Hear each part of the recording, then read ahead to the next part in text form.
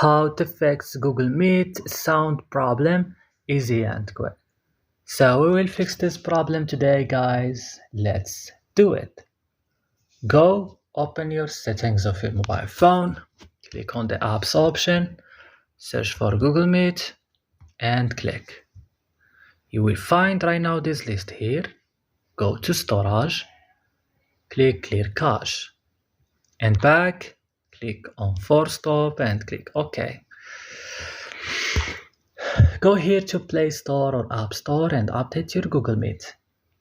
And now restart your mobile phone and your problem will be fixed after that without any problem. Don't forget to support us by like and subscribing in our channel, and bye.